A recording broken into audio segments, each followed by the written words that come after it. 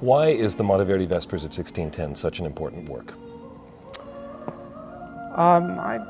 Say there are two reasons. One is the work itself, the artistic work. It's a real tour de force.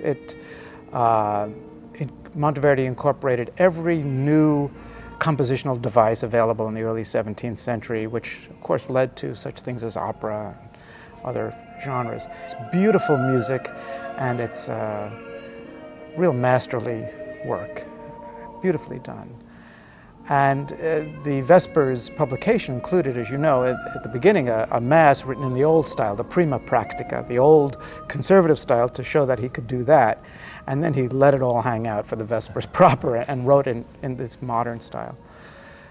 In fact, modern for the 17th century. The other reason, I think, is the backstory, the personal story. Here was Monteverdi, Claudio Monteverdi, working at the court, the Gonzaga court in Mantua, underpaid, overworked, underappreciated. His wife had died 3 years earlier. He's 43 years old. One of his star protégés, singers, had died a year after that. His doctor was telling him that the air in Mantua was killing him. He was suffering from some various ills.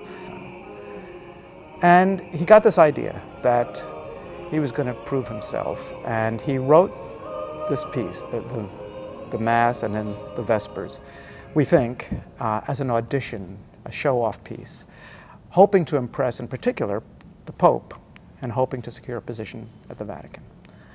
And that didn't work out. He wrote this fabulous music, put it out there, dedicated it to Pope Paul V, I believe, didn't get the gig. But then, 2 or 3 years later, he was appointed as the head of music at San Marco in Venice.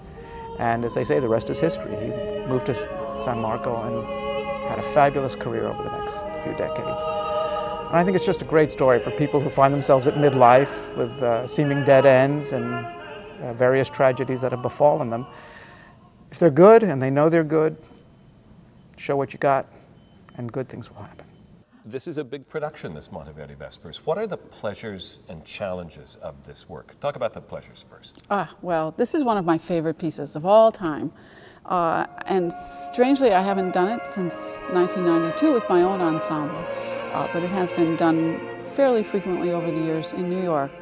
But it's just one of the great pieces because it represents the epitome of the best of Renaissance music and the most incredible part of all the great changes that came in with Baroque music, all in one package.